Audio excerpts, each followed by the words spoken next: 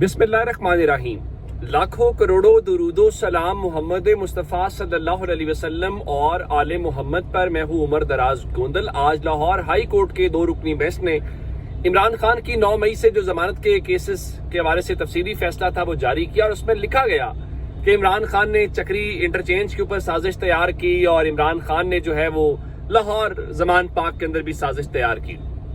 और उसके बाद अलीमा खान बाहर निकली। उनका इमरान खान से सिर्फ ये कहा जाता है कि अपनी रिहाई की बात करो, खामोश होके बैठ जाओ, सीसीटीवी फुटेजेस का ना पूछो, 9 मई में थोड़ी थोड़ी सजाएं देंगे, उसके बाद रिहा हो जाना, इस बात के ऊपर आ जाओ। लेकिन इमरान खान उसके ऊपर तैयार नहीं होते। अब हुआ क्या कि इस्लामाबाद हाई कोर्ट की जो मातहत इंसदाद दहशतगर्दी अदालत है उसने पाकिस्तान तहरीक इंसाफ के 4 लोगों को 9 मई के केसेस के अंदर सजा सुनाई।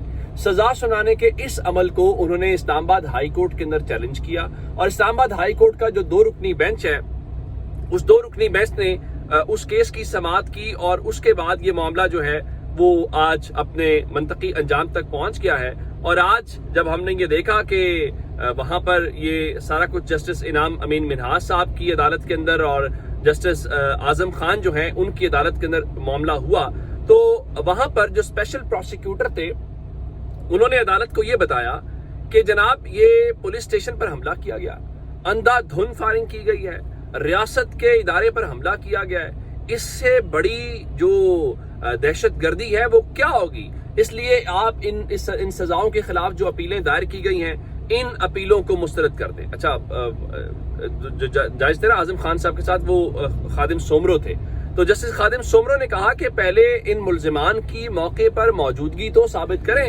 यानी ये साबित करें कि वाकईतन यही लोग वहां पर मौजूद थे, तो फिर हम आगे की बात करेंगे। तो फिर जज साहब ने कहा कि किसी से किसी किस्म की कोई बरामदगी नहीं हुई, कोई जख्मी भी नहीं है और कोई मेडिको लीगल रिपोर्ट भी नहीं है और सिर्फ शनाख्त परेड की बुनियाद के ऊपर हम इनको सजा सुना दें।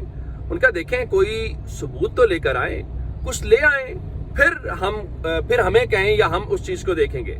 जिसके बाद अदालत ने जो 4 लोग हैं उनकी सजाओं को मुअत्तल किया या उसको कल अदम करार दिया और थाना रमना और जलाओ पर हमले और जलाओ घेराव के केस में सुहेल, अकरम, शाहजेब और मीरा खान, ये 4 कारकुनान हैं, उनको बेगुनाह करार देते हुए न सिर्फ बरी किया बल्कि अदालत ने यह भी कहा कि इनको फौरी तौर पर रिहा किया जाए। अच्छा, दिलचस्प बात यह थी कि जब सीसीटीवी फुटेज की बात आई और केस खत्म हुआ, इस सारे मामले के दौरान जस्टिस आजम खान ने यह पूछा कि आप ये बताइए कि चूंकि थाने में कैमरे भी लगे हुए होते हैं तो क्या आपने सीसीटीवी फुटेज हासिल की है, यानी उन कैमरों की बुनियाद के ऊपर तो पता चल जाना चाहिए ना कि सीसीटीवी फुटेज कौन आया, कैसे आया, और उससे ये साबित भी हो जाएगा।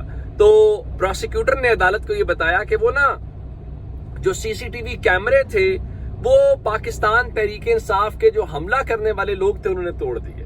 अब उनका ये कहना था तो अदालत में एक जोरदार कहकहा लगा और फिर जैसे आजम खान ने फिर उनसे पूछा तो इसका क्या मतलब है कि फिर रिकॉर्ड ही खत्म हो गया।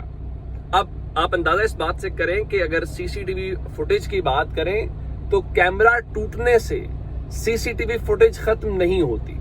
सीसीटीवी फुटेज को कैमरा रिकॉर्ड नहीं करता, वो एक सिस्टम पीछे जो होगा उसकी स्टोरेज का सिस्टम बिल्कुल अलग होता है। कैमरा सिर्फ देखने वाली बात है, अगर कैमरे से अगर वो चीज नहीं आएगी तो उसके बाद की फुटेज नहीं आएगी। जब वो टूटा है उससे पहले वाली तो कहीं ना कहीं स्टोर थी तो आपने वो करनी है, लेकिन वो बात वो कैसे करते या क्या करते, मेरे ख्याल से चीजें जो है वो क्लियर है। और लगता यह है कि वो तहरीक इंसाफ जब कहती है कि हमें कहा जाता है कि सीसीटीवी फुटेज ना मांगो और वो कहते हैं कि जनाब हम 9 मई के हवाले से आपने जो भी करना है सीसीटीवी फुटेज ले आए, चीजें हल करेंगे, तो फिर मालूम पड़ता है कि सीसीटीवी फुटेज वाकईतन किसी की जो है वो छेड़ बनी हुई है। अच्छा जी, आगे चलते हैं। आज तहरीक इंसाफ कहती है कि हमारे वो लोग जो वोट लेके आए तहरीक इंसाफ का, जो वोट लेके आए इमरान खान का और जो कुरान पाक के ऊपर हल्फ देते रहे और उसके बाद उन्होंने जिस तरीके से भी ज़मीर बदले, लोटे बने या जो भी वजह बनी या आप वैसे दूसरी पार्टी में चले गए,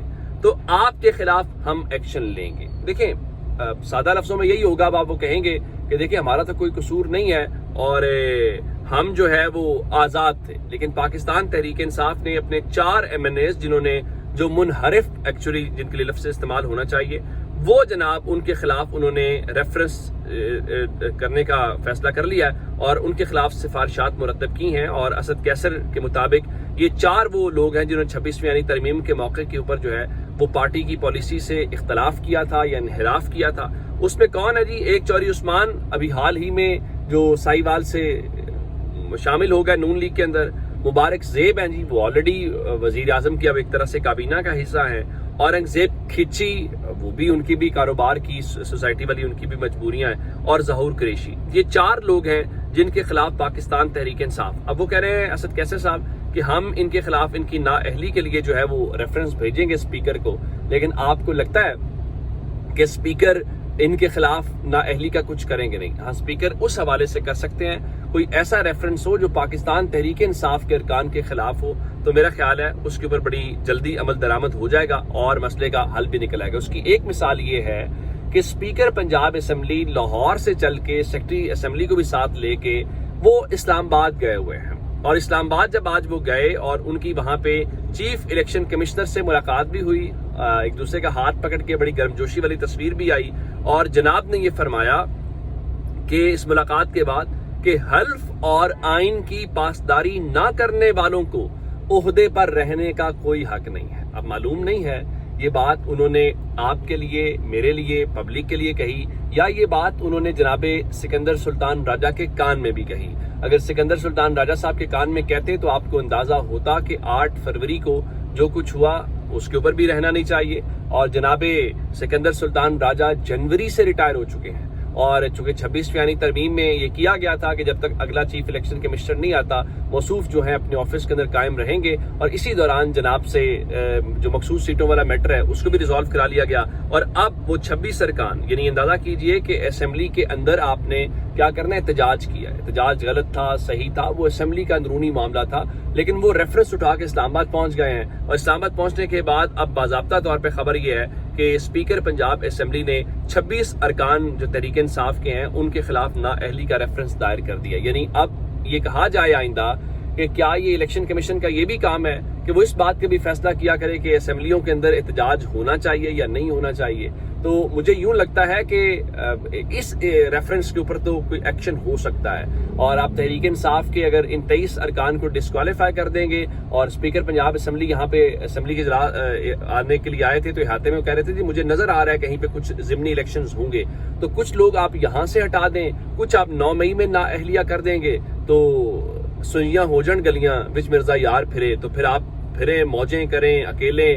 اور پہلے بھی یہ کرنے کا پرپس کیا تھا، یہ جو لوگ معطل کیے کہ اپوزیشن اس پوزیشن کے اندر بھی نہ ہو کہ وہ پنجاب کے اندر کوئی ریکوزیشن دے کے اجلاس بلا سکے. اب مجھے یہ بتائیے کیا اس سے کوئی فائدہ ہوگا؟ اس سے سسٹم مضبوط ہو جائے گا کہ کیا کوئی عمران خان جو ہیں ان کی مقبولیت کم ہو جائے گی؟ میرا خیال ہے اس سے کوئی فرق نہیں پڑے گا. اس سے ہاں یہ بات ضرور ہو رہی ہے کہ مسلم لیگ نون جب بھی حکومت کے اندر ہو، مسلم لیگ نون جب بھی اقتدار اور اختیار کے اندر ہو، تو مسلم لیگ نون کیسے بیہیو کرتی ہے، ایز اے پارٹی کیسے کام کرتی ہے. اگر یہ احتجاج تھا تو اس کو اسمبلی کے اندر آپ نے ان لوگوں کو معطل کر دیا، اناف تھا. اب وہاں پہ نہیں رہے، آپ نے ان کو 20 لاکھ روپے جرمانہ کر دیا، چلیں آپ نے اور ایکسٹریم حد تک چلے گئے. لیکن یہ الیکشن کمیشن کو اور اس طرح سے اسپیکر کا جانا یہ ان کی آفس کی گریس کے خلاف تھا میرے خیال سے. اور اگر یہ پریسیڈنٹ سیٹ ہو گیا تو ایسا نہیں ہے کہ مسلم لیگ نون نے کوئی تا حیات یا تا قیامت حکومت کے اندر رہنا ہے. یہ آپ کا کھولا ہوا دروازہ آپ کے خلاف استعمال ہوگا. اپنا بہت سارا خیال رکھیے گا. خدا حافظ.